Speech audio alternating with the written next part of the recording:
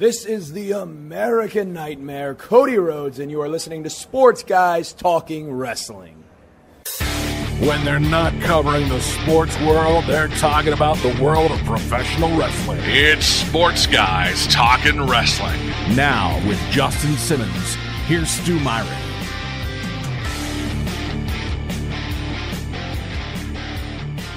It is Sports Guys Talking Wrestling on the Horn. Stu Myrick. Justin the Smash Simmons is off on assignment. He's taking care of some soccer play-by-play duties, so hopefully he'll join us later on in the show. But we've got a great show. We had a big pay-per-view this weekend. AEW with their first Dynamite era pay-per-view, if you will. Full Gear in Baltimore. A lot of news coming out of that.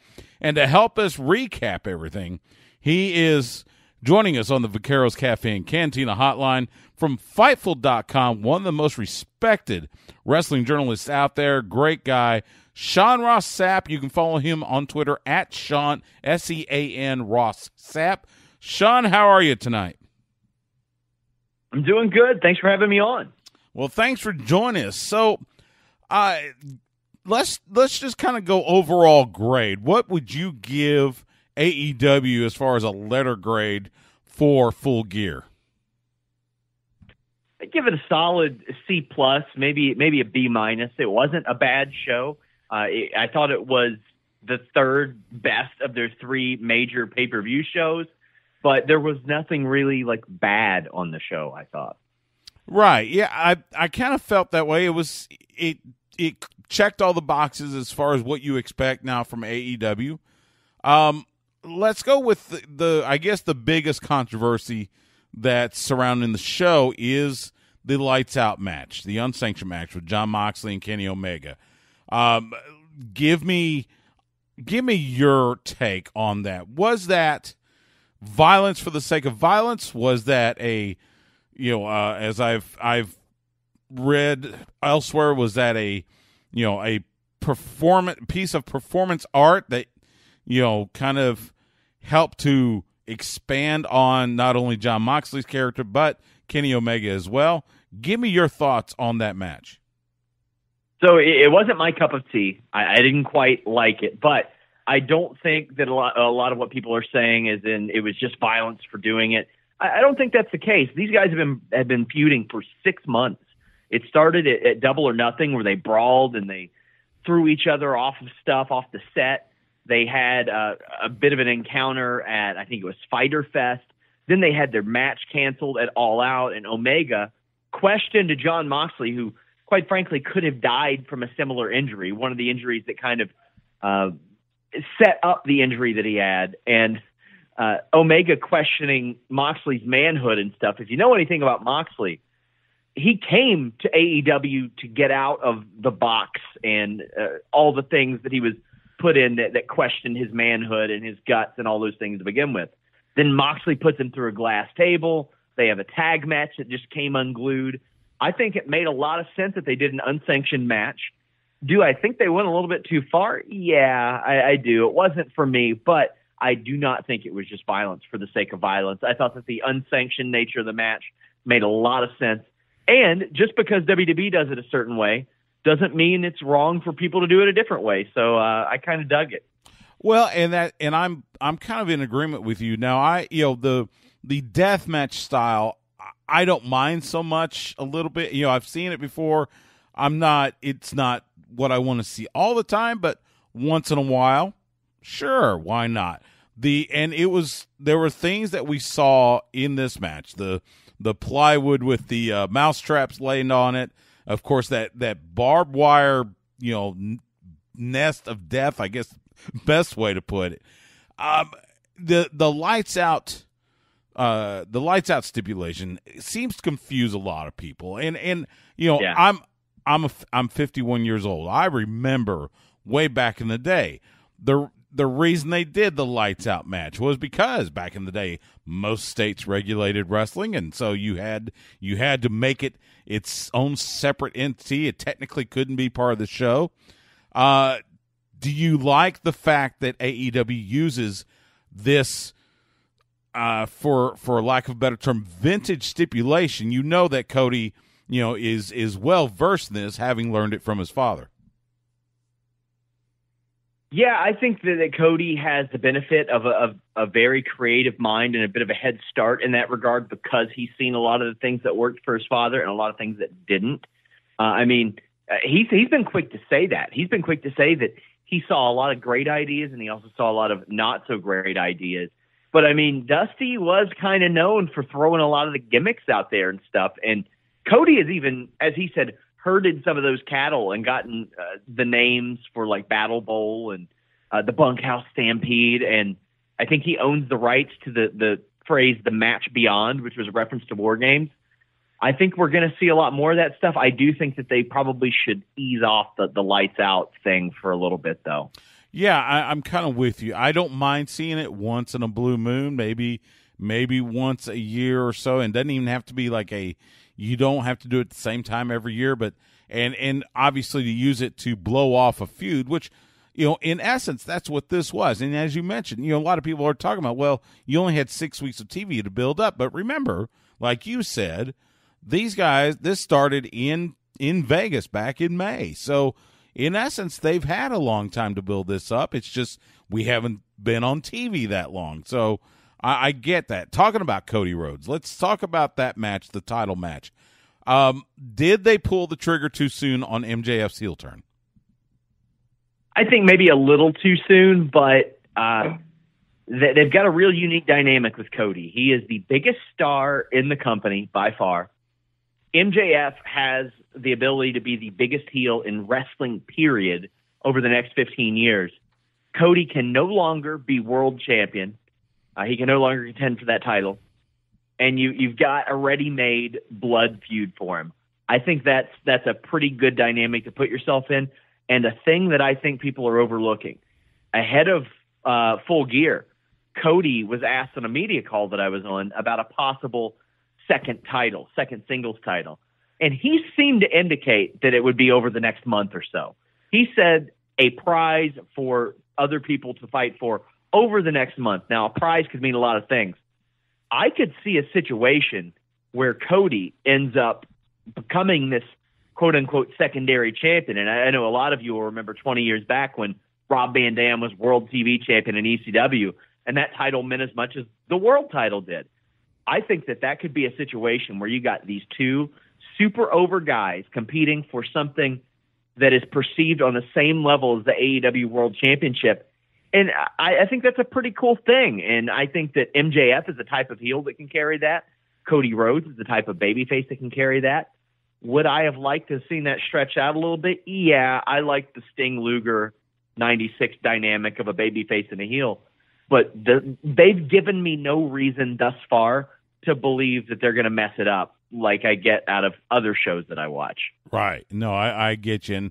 And you're right. MJF, I mean, for someone as young as he is and as relatively new to wrestling as he is, it is astounding how much he has mastered that heel character. I've been fortunate enough to work with him here in Austin for a couple promotions, and to see how he weaves his promos through and how he comes up with this stuff. This is something that you don't see from a early 20s individual who's had less than 5 years in wrestling. This is what you see from someone like a seasoned veteran, like a Tully Blanchard or Arn Anderson, that's been around for a while and has had the time to gain that kind of confidence and that kind of seasoning. I gotta figure you're probably kind of in with me as far as how much MJF has embraced the dark side, so to speak. Yeah, that guy, I've interviewed him multiple times. He legitimately unhooked my microphone at one point during an interview. That guy is, you're always going to have that visual, whether it was a plant or not, of somebody throwing that water bottle and hitting him. When he's got his Hall of Fame speech being read, wherever that may be in 25 years, that footage is going to be aired. It's going to be aired at every music video, every tribute video you see on YouTube. And you can tell that when that water bottle hit him, he knew it was money. That guy is a certain kind of special in this wrestling world. And him and Cody are a match made in heaven. And quite frankly, who knows? I don't have any insight on this, but maybe the fact that Cody was rocking it so much as a babyface and is over so much that they were like, we should just go ahead and do this now, because I see it working. You know, and that it kind of surprises me too. Talking with Sean Ross Sapp from Fightful.com, following him on Twitter at Sean Ross Sapp. I gotta admit, I know Cody. I've talked to him. And you've talked to him as well. And I know this has been a huge deal, but Cody is, he is such a white hot baby face right now. This goes beyond, say, Triple H and NXT, to where right now he can do no wrong. He's gained the trust and the love of the AEW fans. And you're right. So it kind of, I can see what you're saying about, I think it's okay to go ahead and turn MJF, because now you can build that and milk that, and that's going to be milked for at least 6 to 8 months. Let me ask you this. Is there something that Cody, or let me rephrase it, do you see a time where Cody's current status could cool off? Oh, for sure. It can for anybody. Anything from like the wrong interview to the wrong storyline can cool somebody off. I had concerns that when he started this, that maybe it would kind of turn, because, there was the romantic era of AEW before they got TV and they were on every week and everything felt special, but they've done a really good job of making almost everything seem important, or most everything. At least one thing on every show seems very important, and a lot of wrestling fans appreciate that. I've sat through too many episodes of Raw or Smackdown where they just phone it in. They punt and they move on to something else, or they put all the interesting stuff in hour 1 or hour 2 and punt on hour 3. I don't see a lot of that out of AEW. And I think a lot of people appreciate that. And hey, good for him, because he's played a heel for quite a while now, and now he gets to go the babyface route, and he's doing it well.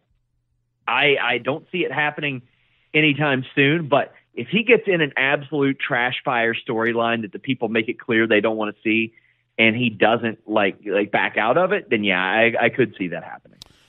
Yeah, there's always the pitfalls, right? But so far, that the promo he cut last week on Dynamite was probably that. If there was a promo of the year award, I think he nailed it, and nailed it, going away. That was one of my favorite promos I've ever heard in my life. It is not easy to do a babyface promo. It is not, man. And he knocked it out of the park. He did. And it was a little touch, and I'm pretty sure it was genuine too, was you could hear when he got to the point about talking about it's about his family, it's about his wife and his mother and the 14 years, you could hear his voice kind of crack a little bit, kind of emotional. You could feel, that emotion there. It just, I think right there, it got me. And again, I've never had a promo move me the way that Cody did last week on Dynamite. Oh yeah, that was special. I hate to sound like I'm bagging on WWE and stuff, but so often you see a babyface go out there and the promo is just the same. It's just the same. And the thing that I appreciated about this promo is it just wasn't the same. There was passion, and there was just enough realism to make it effective. Because, do I believe all those things that Cody Rhodes said? No. But do I believe that he had passion about the promo? Yeah. Do I believe that he went backstage afterwards and was like, hell yeah, I knocked that out of the park? I do. And that's what I want. I want people to care who are writing the wrestling, putting on the wrestling, performing the wrestling segments. That's what I want. I want them to care because all of us want to care. Yeah, couldn't agree more. Talking with Sean Ross Sapp from Fightful.com, recapping AEW Full Gear. Follow him on Twitter at Sean Ross Sapp. Give me your match of the night. Whether it was the title match, whether it was Lights Out. What was your match of the night for Full Gear? Oh, Young Bucks and Proud and Powerful. Hate the not hip to the name Proud and Powerful, although a lot of my friends from Puerto Rico just adore that name. They do have a sense of pride about the name. That was match of the night for me.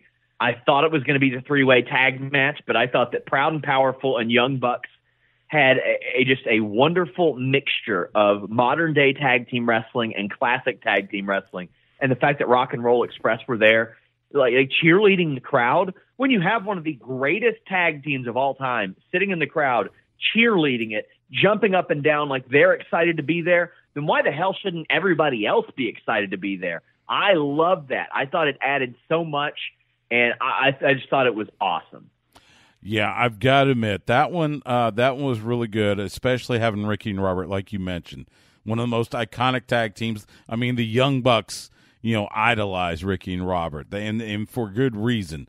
That one was really good. Let me ask you about Paige and Pac, or Paige and Pac. I always say Pac. I don't know why. Me too. Where does this go from here? You got the rubber match that's coming up on Dynamite this week, which if you're listening to us on the horn, probably has already happened. But beyond that, where do you see those two going? Well, I know they wanted Paige to be a big-time star right out of the gate, but where I think they jumped the gun a little bit was their fan base is all hip to everything that's happening online. And the first female signing, for example, Britt Baker, forever she is going to be looked at as their poster girl. Whether she's got the title or not, she doesn't. Whether she's getting the biggest push or not, she's not. Hangman Page is going to get that too, because he was the first guy that came out of that press conference and said, I want to be AEW World Champion. It wasn't Kenny Omega or Cody or the Bucks or any of the EVPs that you would think. It was Adam Page, who was a guy who struggled to get over for a while in Ring of Honor New Japan and really came along in 2018. But everybody saw what they were doing. Everybody saw that they were making a Hangman Page like the guy, and they got Jericho, and Jericho is the perfect person to be the guy right now. I don't think you can put Hangman Page right back in the title picture. I don't know if you should have him. I don't want to date this, so to speak. I don't know if you want to have Pac beat him immediately, but Pac is somebody special. Like, he's a guy that a lot of people view as top-notch, top-of-the-line guy. I would have had him win this match too, and I would have had Hangman Page wonder if he belonged at that top level, give some edge and a new element to that character. I would love to see Hangman Page go heel. I would. I think that he has enough chops to do that, and I think it'd be the best career move for him to set himself apart from the elite a little bit. And it seems like they've been very subtly planting seeds for that, with between the BTE videos and some of the other things that they put out on YouTube and such. It seems like you'll see just a hint of looks like Paige wants to split off from the elite. Yeah. And who knows, that may happen in the next couple of weeks. It may happen next month. It could happen next year sometime. We'll see. Real quick, I guess, one of the things that we always compare, one thing to another. And with AEW pay-per-views, of course, you always have to compare them to the only other thing we've seen in the last 20 years or almost 20 years, is WWE pay-per-views. And one of the things I notice is nowhere near as much, recap videos and dead time. There was a lot of wrestling, a lot of actual wrestling on this pay-per-view, for a pay-per-view that had, 7 matches plus the pre-show.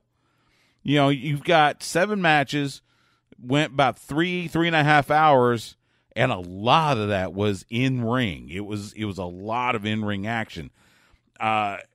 do you think that's something we are going to see going forward, and that will resonate with the fans, because the fans are hungry for in-ring competition?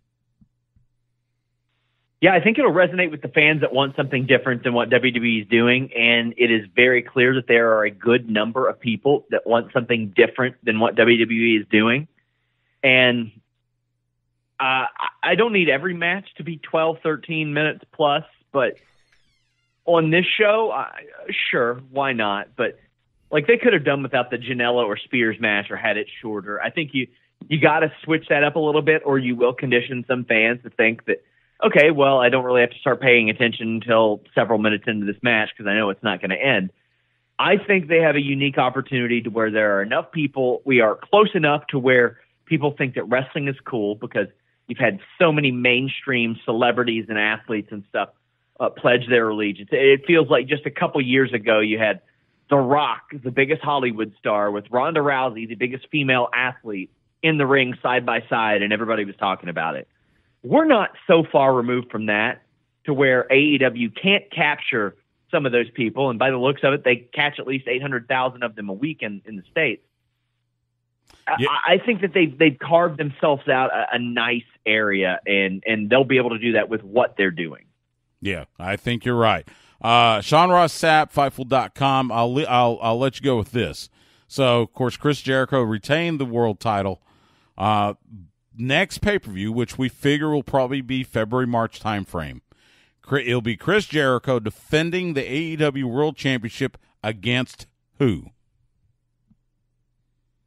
I'm going to say Jon Moxley. John Moxley. Okay. I think it'll be Jon Moxley. But they have an embarrassment of riches there. They've got Pac, they've got Kenny Omega. I'm excited for the day that Nick Jackson of the Young Bucks steps up and gets a title shot. That guy is amazing. I think Scorpio Sky is going to be a major, major star for them. They've just got so many people, and the thing is, the benefit they have a need to make sense out of everything, and that is important. Yeah, that's my baseline. Make sense, and that's what this show does, and that's why I enjoy covering it so much. I'm there with you. Sean Ross Sapp, Fightful.com. Read everything they got. They've got a great site there. And, of course, as I said, follow him on Twitter at Sean Ross Sapp. That's SEAN Ross Sapp. Sean, appreciate it, man. All the best to you, and we'll catch you down the road. Hey, thank you so much. Anytime. Great stuff there from Sean Ross Sapp. As I said, he's one of the best out there, and excited to see what AEW's got in store in the coming months leading up to their next pay-per-view, whenever that may be. And we heard from Tony Khan, if you've seen the media scrums, it's coming up pretty soon, and they're getting ready to announce it sooner rather than later. When we come back from this timeout, Justin Simmons will join me. We will talk a little WWE, plus Sabotage Wrestling has an event coming up this weekend. We'll talk a little bit about that. All that and more coming up on Sports Guys Talking Wrestling on the Horn. Yeah. This is my moment to shine. This is my time of flight. I've been grinding forever just for this very night. This is Sammy Guevara, the best ever, Mr. Money's Worth, Mr. Right, Mr. Everything, and I'm here to tell you, yes, you, right now at this moment, you're listening to Sports Guys Talking Wrestling. Out of the planet, be careful of my philandering. The future is mine, taking it all by design. Knowing so much on Sports Guys Talking Wrestling on the Horn. Stu Myrick, and coming in just in time, it is none other than Justin the Smash Simmons. I keep on wanting you to take the song from the part where they say Panama. I always have to have the promoters change it for me too. I got to change that. I'll have to change that. Yeah, you're doing the mid card run in to save me from the the loneliness of doing the show solo or the human garbage of MJF. Who knows? I mean, MJF's all right with me. No, he's human garbage. He turned his back on Cody. He is dead to us. Like you weren't expecting that. I know. We were. What'd you think? It was that. We talked to Sean Ross Sapp last segment, and did you think they pulled the trigger too early? Not soon enough. Are you kidding? Okay. These guys, think about it. Besides Chris Jericho, the Young Bucks, and Kenny Omega, and Jon Moxley, and Cody Rhodes, and Goldust, or Dustin, Who else is on the roster? No, I mean, did they pull the trigger too early on MJF turning heel? No, again, they need superstars. They need to build new stars, people that we haven't seen before. Because for all intents and purposes right now, the only guys that are big on AEW, and I guess it's, how can I say this? Maybe undercutting them way too soon here, because it's all like, well, they haven't developed their own stars, but then again, they've only been around for, what, month? 6 weeks TV. Right. So I don't mean to be that rude about it. So my apologies. But what I am saying is that they are going to have to start establishing new characters to be in that main fold, so to speak. Right. That's why you had Sammy get that big win against Cody. That's why you have, in this case, MJF turning on who is possibly the most popular person in that promotion, because he is that promotion essentially, right? Yeah. So in that case, no, I mean, that's instantaneous heat on a high level that you wouldn't be able to build any other way at any other time. So if MJF's supposed to be the prodigal son of a pro wrestling heeldom, this was the only time to do it, and this was the best time to do it. Now it's up to him to carry the ball and run with it. That's true. This weekend, this past Saturday, huge thanks to Houston Carson and everybody at Lions Pride Sports. I was able to head down the road to College Station and see their second anniversary show. It was a great show.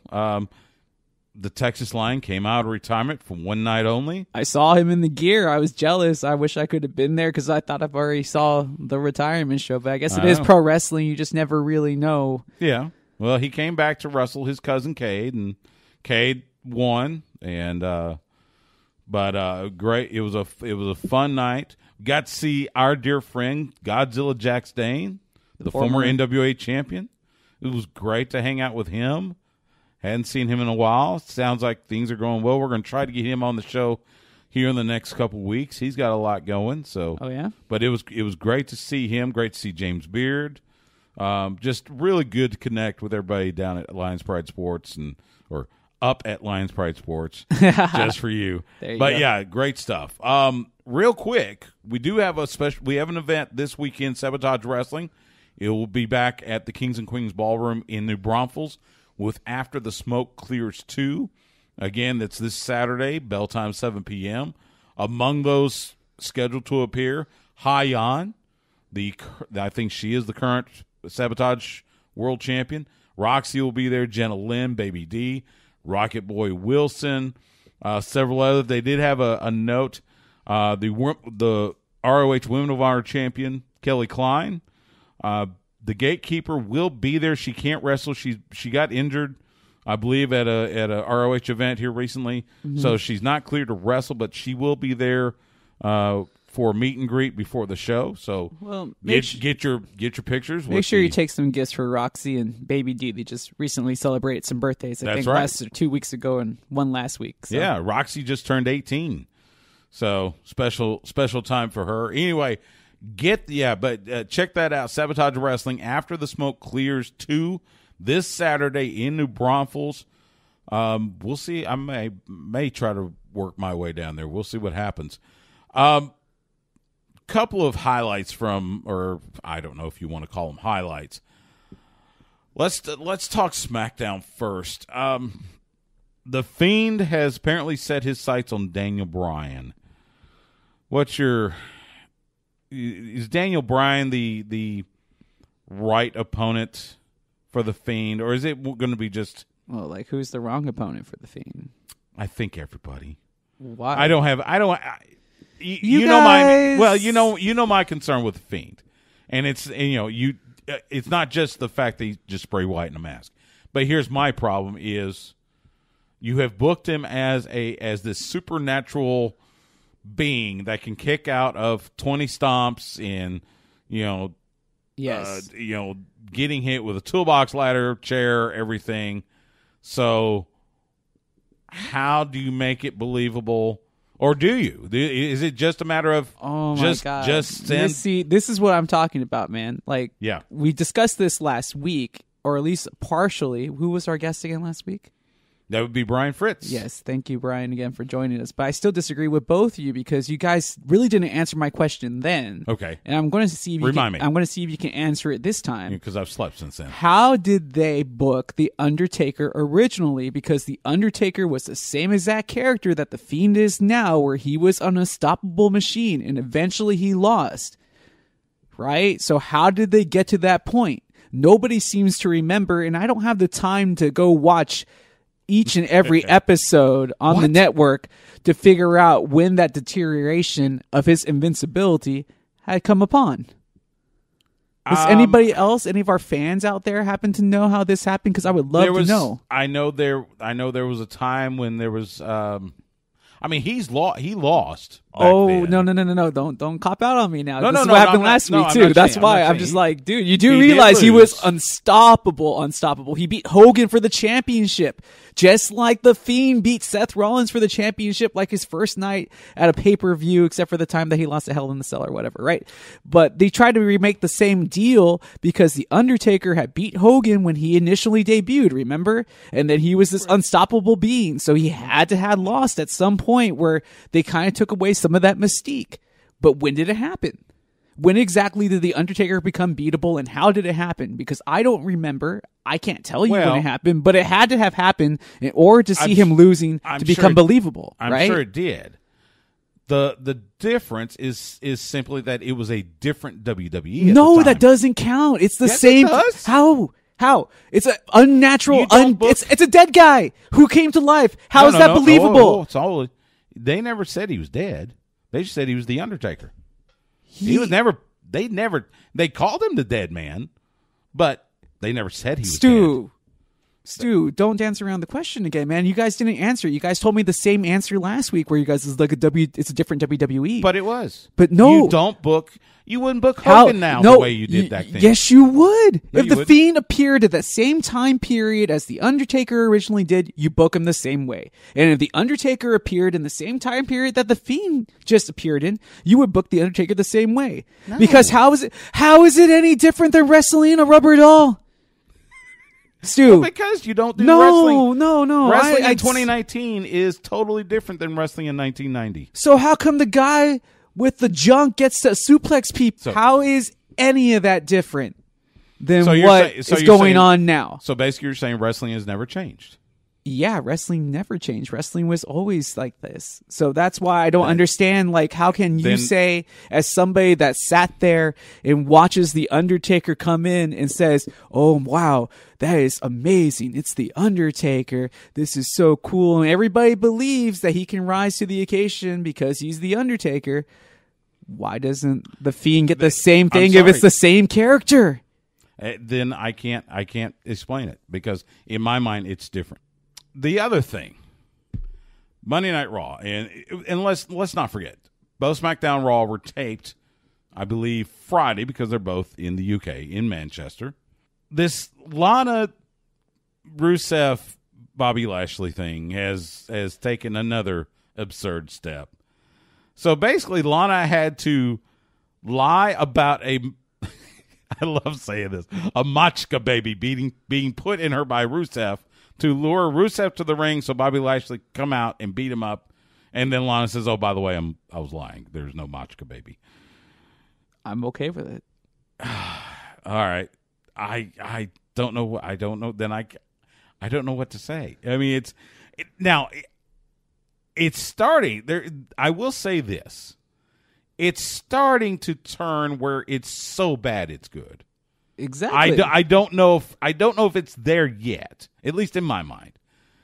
But the whole, first of all, if she had a 15-pound baby inside her, she wouldn't look that skinny. Let's be honest. I mean, look, everybody's body's different, Stu. Everybody's body's different. I get that, but and not to mention at 9 weeks and he's already 15 pounds. Good Lord, if that baby ever came out. Whew. Well, I mean, Stu, she could the baby could come out and start an offensive line for the Cowboys. Maybe. I mean, she could have a C-section, Stu. She doesn't have to push it out. There was an interview apparently where Rusev, apparently he has been in collaboration on this storyline, and he thinks it's the greatest storyline they've had between them. Everybody's talking about it. It was trending on Twitter. It was trending. I know. And maybe I'm in the minority. I will readily admit I'm probably in the minority because I don't think it does anybody any favors. But then again, it's WWE. I don't know. He puts Bobby Lashley strictly in the mid card, kind of gives him something to do. And for once we get to actually see Bobby Lashley be Bobby Lashley on WWE television, he's actually quite funny in a really roundabout way. He's great. I think they had tried to do that before. Yeah, but it never worked. Yeah. Yeah, we'll see what happens. We've got more coming up after the break. You're listening to Sports Guys Talking Wrestling.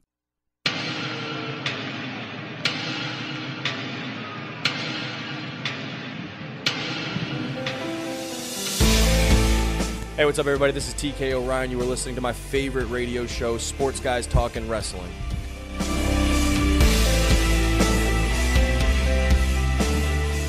Sports Guys Talking Wrestling podcast only segment. Stu Myrick, Justin the Smash Simmons. We got to have TK back. It's been a while. We got to talk to him about the dissolution of the kingdom now. Do you see Vincent attacked Matt Taven?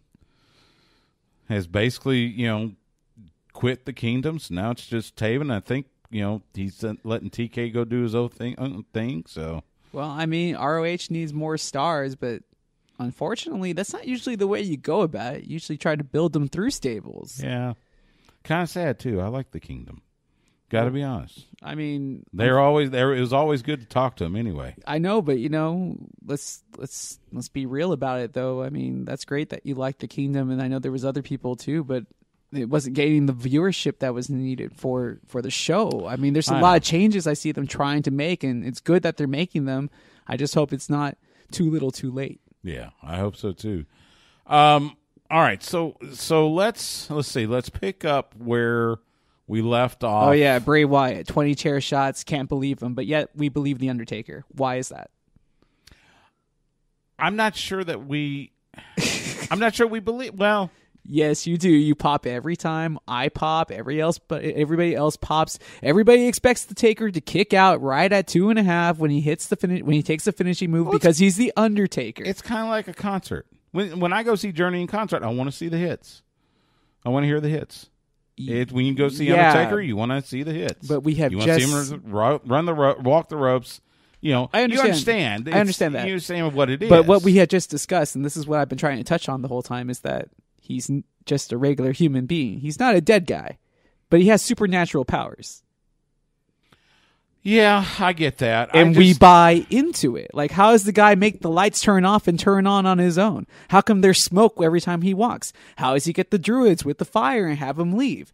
All that stuff. We buy into it, and we expect it from The Undertaker. That's why I feel like you were being harsh on the Fiend character. Now, don't get me wrong. It is just Bray Wyatt in a mask. But I've been saying that before the Fiend character even won the title. Right. That's why I was like, well, wouldn't you give him the same benefit of the doubt? Because I understand it's a guy in the mask, but he has the same power as The Undertaker. It's like Sub-Zero versus Scorpion. And it's totally okay, right? Oh, it's like what? Like Sub-Zero and Scorpion for Mortal Kombat. Oh, okay.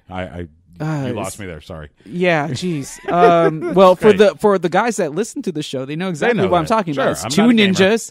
They have different powers, but I guess in Scorpion's case, he is dead. But you're supposed to believe all this stuff that he can do all these things, right? I get that.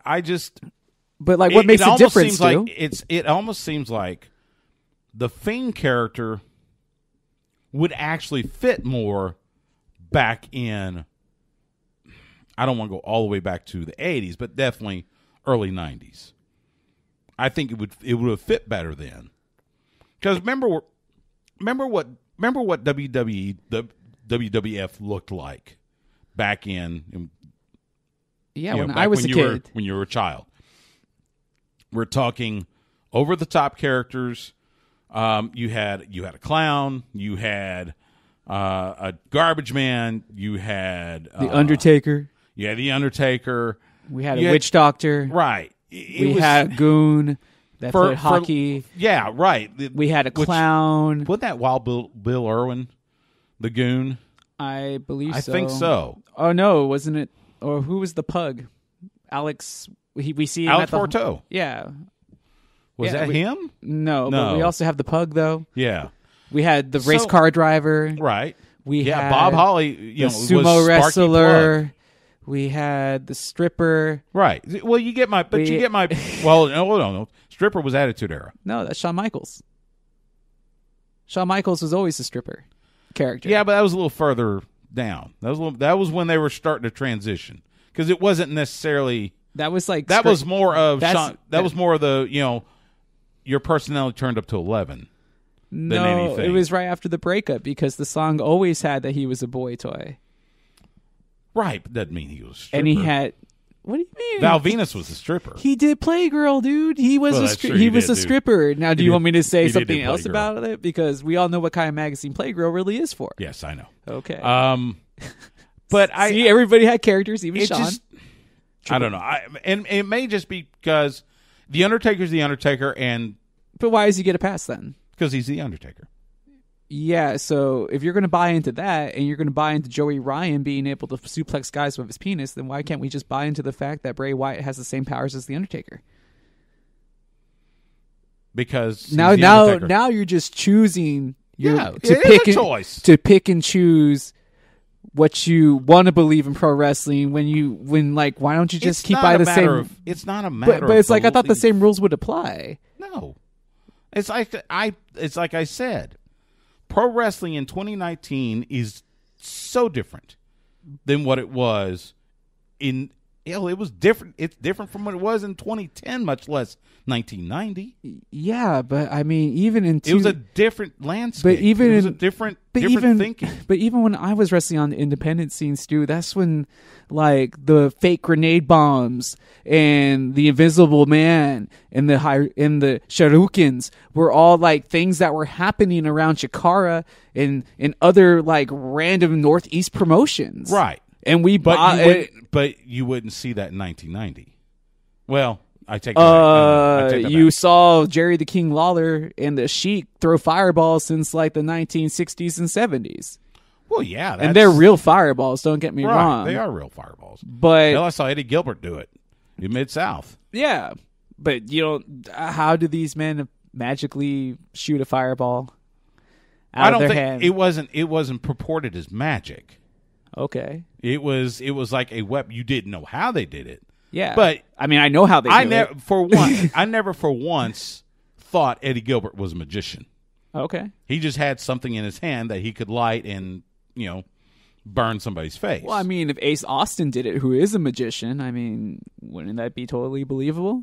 What about The Mist? I mean, like, how is that believable, and how is that any different than what it is now? Back then, The Mist used to blind you for weeks, and now it just blinds you for a show or something, right? Well, that's true, yeah. And maybe that's why they stopped using it. Remember chloroform? They used to do that in WCW, NWA, where they used to knock people out ringside. They did it to The Undertaker once, back in the early WWF days. I remember that as a kid. I do remember something. I mean, that's you'd see that on a crime drama. Yeah. So, it was I don't know. Like I said, I just and it might just be I don't trust the Fiend character yet. It's like, I hate to be mean. I just feel like it's really hypocritical if it's like, okay, you'll buy into Joey Ryan's character, but you won't buy into the Fiend's character. But it's not a matter of buy-in. It's a matter of putting it in context. I understand Joey Ryan's penisplex is purely for entertainment. It's purely for comedy. Okay, we understand that.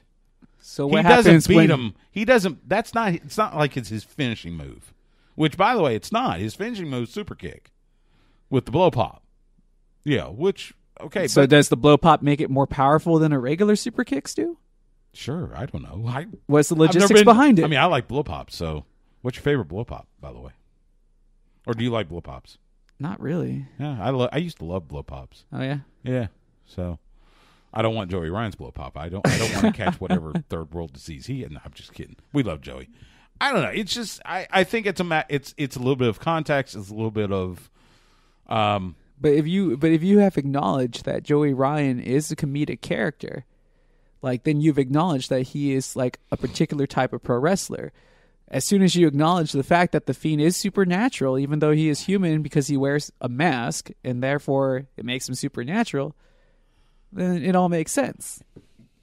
Now, I will say this, and here's the big difference. Joey Ryan doesn't hold a championship. Doesn't hold the top championship in a company either. Not yet. Don't be surprised if he does. I've watched Joey Ryan from when he was in TNA the first time. Yeah. He hasn't. And he probably not in a company like that. Now, maybe it's wrestling. Maybe bar wrestling, which is what he owns. Maybe. But that's where I'm saying you can't just say it's wrestling and wrestling is wrestling. It's different. It was different. It was different from when I started watching. 90% of what you see today, you would not see in the mid 80s. Yeah, so you're asking me to believe all of this, and I have to open my mind to do so in a lot of instances. And that's why I'm just kind of like, so if I had to see... All of a sudden, I want Matt Sydal here. That third eye. So... me and Matt Sydal would probably get along real well. I like Matt. Matt's a great guy. No, I'm being legit. I think him and I would hang out pretty well. New Day, 7th tag title, beating the Revival. When did that happen? It happened on SmackDown. Oh man, I was too busy working on Friday night. Yeah, I was too. I was too busy watching Lake Travis and Anderson. But yes, Kofi Kingston, Big E got their 7th tag title, getting the SmackDown title. So now they're in that match with the Viking Raiders in Undisputed Era at Survivor Series. So I'm okay with that. I mean, it's fine. I feel a little bad for the Revival just because they just. It seems like and they've had these titles for a little while, so I think it's the better of their runs. I forgot they were champions. So this adds much needed star power to that matchup. Yeah, that's right. Did you see they have announced they made it official for Survivor Series Intercontinental Champion, U.S. Champion. North American. Yeah, that looks like a lot of fun. Shinsuke, right there. AJ, Roderick Strong. Oh, I bet you that's going to be phenomenal to watch. No pun intended. No, it'll be fantastic. I hope it is. Now, if they don't WWE it too much, then yeah, it'll be a great match. 3-way dances are hard to put together. They are. They really are for everybody to get enough shine. Like I don't know who would take the loss in this particular. I really don't know how they're going to do it. Yeah, and that's going to be the interesting part with a lot of the matches at Survivor Series. Like, who's Series. going to eat the loss? To keep people strong, to make people look legit. You don't want to just trash NXT, but at the same time, it's that, and this is one of the problems with this whole brand supremacy notion for Survivor Series, which I'm not a fan of, because of it's hard, especially when you just had the draft. So now you're asking, you're now all of a sudden they're just fiercely loyal to a T-shirt. They're whether it's a red T-shirt, blue T-shirt, or a gold T-shirt. Well, it's wrestling, so they are now. They are now. That's right. They are now. Somebody pays their paycheck, right? That's right. So, I think that would be a good one. And it's kind of I saw someone tweet about this. It's kind of fun. It's kind of interesting to see a former Ring of Honor World Champion and two former multiple-time IWGP Heavyweight Champions in a match together. Yeah, there's a lot of star power in like that one match, and actually, Survivor Series is shaping up to be like a lot of star power. It's an looking intriguing good. card, to say the least. You got the women's match with Bayley, Becky Lynch, and Shayna Baszler. You've got they're going to have a traditional Survivor Series match, except now it's going to be a 3-way. Talk about 3-way dances. Yeah, that's going to be even harder. Well, because it kind of signifies like that brand is the best brand, right? And you got I think they announced it. All right, so the men's Raw Survivor Series team. And again, you've got this mixture. You got Seth Rollins, who I guess is the captain, with Kevin Owens, Drew McIntyre, Ricochet, and Randy Orton. So, strong team. Interesting dynamics, because you saw Randy Orton kind of They had the 6-man tag at the end of Raw where it was Ricochet, Humberto Carrillo, and Randy Orton against the OC, and the OC loses, but then Randy Orton teases RKOing Ricochet and says, I can do whatever I want whenever I want. It's like, okay, sure. Yeah, because he's crazy. He's Randy Orton. He is crazy. And maybe that's what they're going for. It's just he's crazy. So I was going to say, you've already seen everything that Randy Orton can do in the WWE. So I mean, it did feel for a second like they turning him into the Big Show as far as like heel and face turns. Big Show talked about he had done more turns than NASCAR. So. Oh, I was just thinking. I was kind of like, well, NASCAR's only take left-hand turns, but it's through a race. Yeah, like 4 turns times. Yeah, I got it that time, but I'm like, but it's always in the same direction. So how's that any different? But it's still a turn. It's still a turn. You're just turning left all the time. Yeah. So, but it felt like they're trying to do that Randy Orton a little bit. I don't know. Maybe I'm wrong. But I mean, again, like how we all can admit that he's a better heel than good guy. Oh yeah. Oh, easily. So it makes sense to turn him heel when you have a chance to. But he should always be that tweener character. Yeah. We talked about The Undertaker earlier. Coming up on the November 24th, after the Survivor Series, the debut of the Broken Skull Sessions with Stone Cold Steve Austin. It's going to be a monthly interview show with Stone Cold Steve Austin, and his first guest on the episode that will debut after Survivor Series, The Undertaker. Perfect. So maybe he'll ask him about these questions if we should believe Bray Wyatt or not. Now the promo that I saw sounds like this is gonna be more talking to Mark Calloway rather than The Undertaker, because he wants to talk about his debut at World Class, working for Fritz, and then back when he was in WCW as Mean Mark. So, be one of these rare times when Undertaker takes off the hat and becomes Mark Calloway, and we may get to hear from him. So, be interesting. Maybe. We'll see how it goes. I'm intrigued. We don't know that for sure. I'm intrigued enough to check it out, just because it's Stone Cold, and Stone Cold has been known to ask some pretty good questions and get some pretty good content, except when it was Dean Ambrose. That interview was a little weird on his podcast. Am I the only one that's never been like a huge fan of Jon Moxley? I'm not saying that he's a bad guy or anything like that. It just like, I guess his character work never really just appealed to me. And I mean, don't hate me for it. It's just that just happens sometimes. As Jon Moxley or as Dean Ambrose? Both. I understand. I'm just all like, I don't get it. It's an interesting. He's an interesting. I get he's an interesting dude, and I know his life story, and obviously I have nothing but the utmost respect for what he's been able to. Just not your bag of tea. Yeah, I mean, everything he's done as a person, I mean, don't get me wrong, from pulling himself out of Cincinnati, with no help, essentially. Right. To rise into the ranks to become a top-tier professional. Did you, speaking of which, did you see any highlights from the unsanctioned match with him and Omega? Oh, yeah. What'd you think? I mean, again, it's just not my thing. I mean, it's great that they that AEW really tries to bring diversification to pro wrestling. So there's nothing wrong with that. Right. That I totally understand. But, it's just not something that I'm interested in seeing. Right. So for the fact that it went so long for what it did, I was just kind of like, okay, talking about car crashes that you don't really take your eyes off of, but I was just kind of like, okay, so how much more pain do you want to endure? And then after you see something like this, how am I supposed to go back and watch a regular wrestling match? Yeah, and that's, I don't mind the occasional hardcore death match type of thing, but it needs to be one of those special things you use to blow off a feud, and it felt like that's what this was. I just hope they don't lean on it much. But at the same token, it's like I have already seen that type of match right here in Austin at Inspire Pro between Steve Orino and Matthew Palmer. Yeah, where he took apart the ring and slammed him on there. Yeah, or the deathmatch tournament they had with Heavy Metal. Yeah, exactly. Yeah. So it's not like I don't see it. Now, I had never seen someone take what basically looked like a big bed frame and wrap it in barbed wire.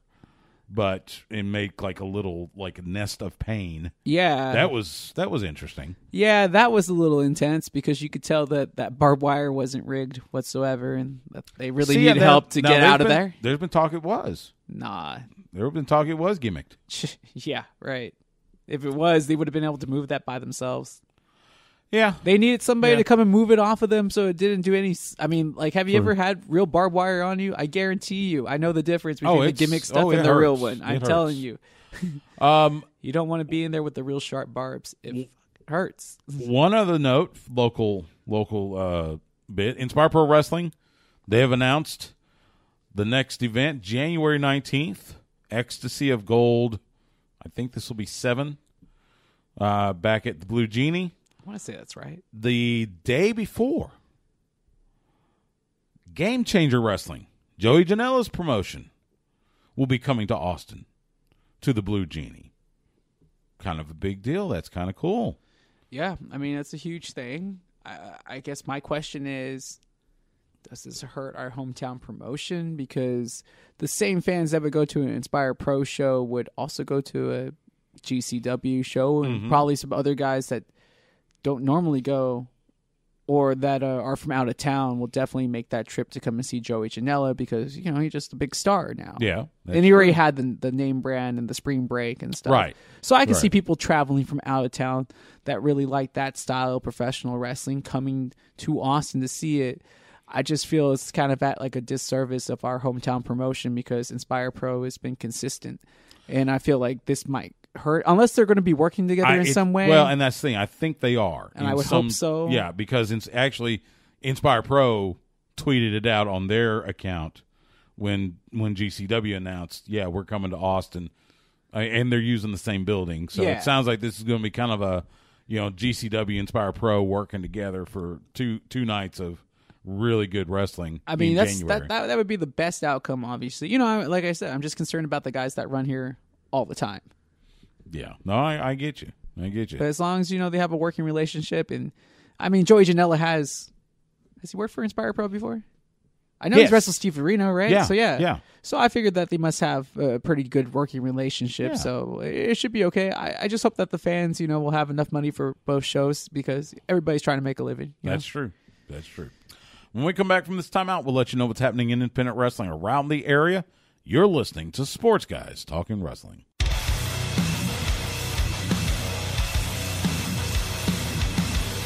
This is my calling. I've got to answer. This is Big Mike Hogan, and you're listening to Sports Guys Talking Wrestling.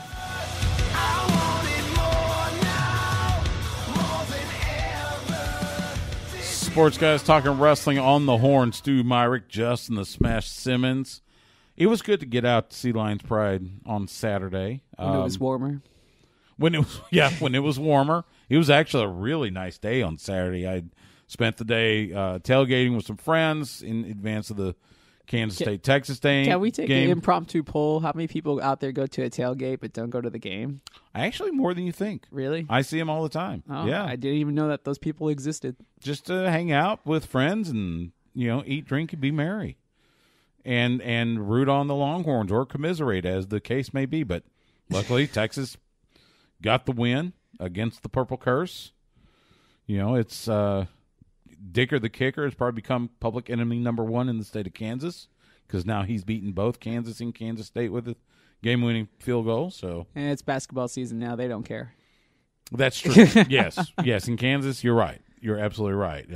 Not here because, as we could see from Texas basketball game, I don't know if anybody realizes it's basketball season. I completely forgot about college basketball, except for the fact that the Hilltoppers are ranked in the top 20 of the nation, and they have the returning small college player of the year in Ashton Spears. So they should be a lot of fun to watch. So if you want to see a team that's going to win some basketball games in Austin, go see the Hilltoppers down on the hilltop at St. Edwards. St. Edwards. There we go. We've got some good independent pro wrestling coming up this weekend. We're going to tell you all about it. And we are going to start on Thursday night. Lucha Brutal presents The Winner Takes It All. Thursday night at Southern Junction in Irving. Bell time 7:30 p.m. The former Impact Wrestling World Champion Brian Cage will be there. The Latin heartthrob Gino, now signed to MLW. He'll be there. Hyon, Chandler Hopkins, and more. That's Lucha Brutal Thursday night in Irving. Texoma Pro Wrestling presents November Rain Friday at the Sherman Elks Lodge in Sherman. Bell time 8 p.m. Jerome Daniels Griffey will be there. Will Allday. Brutal Bob Evans will be there. Fly Death and more. That's Texoma Pro Wrestling Friday night in Sherman.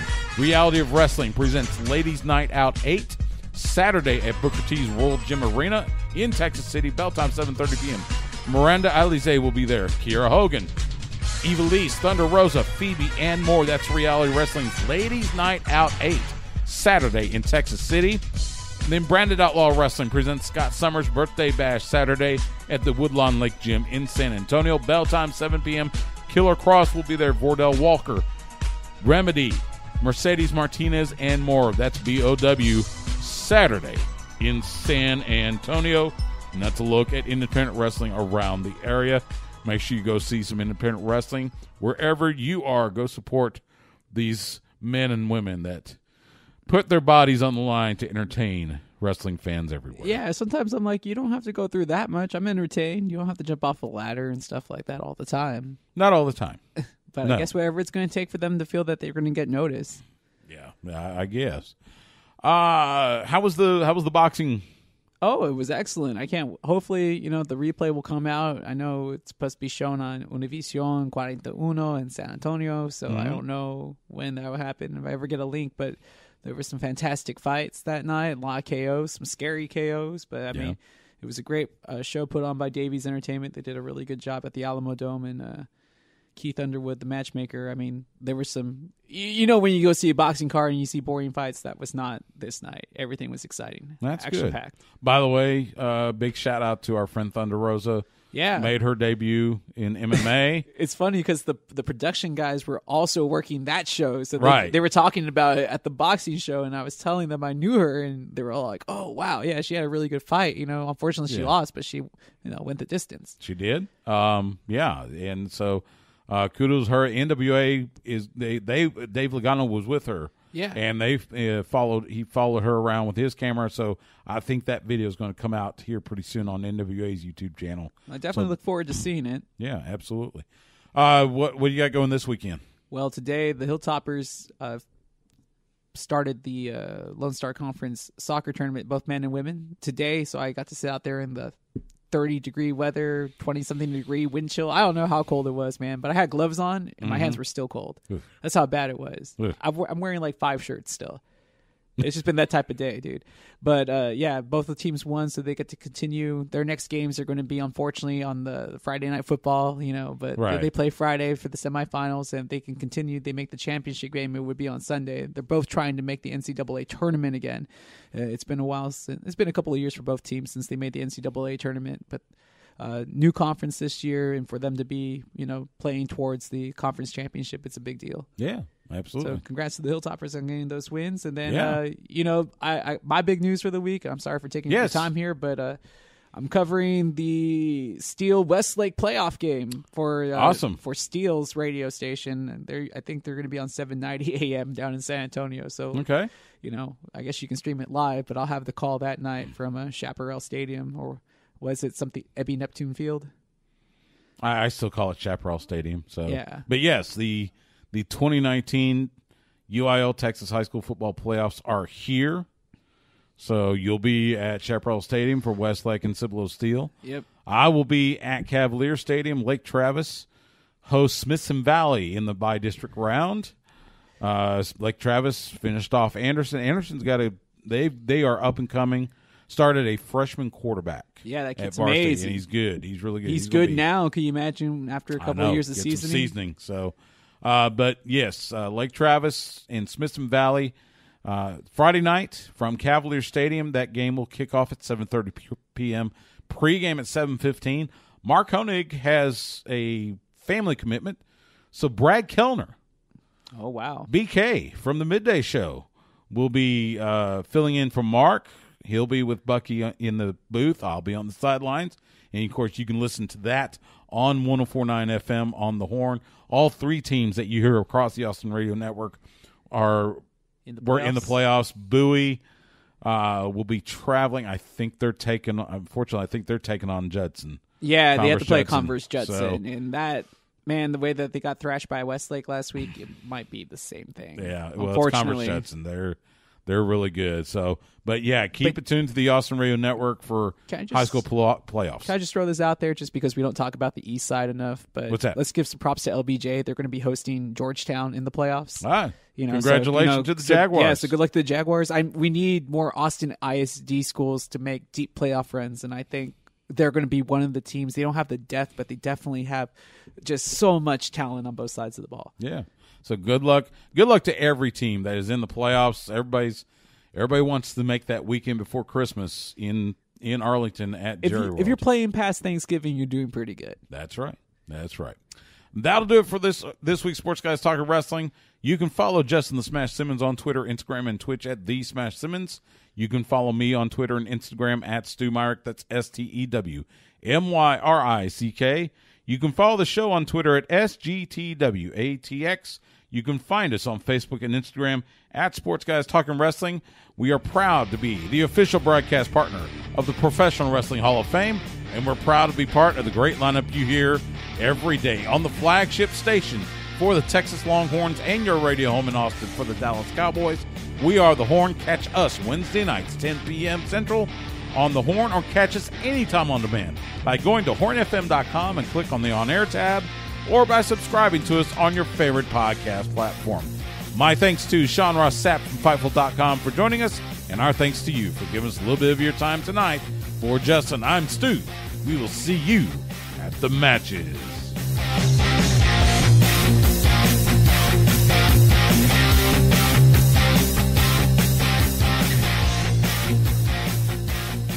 Goodbye and good night.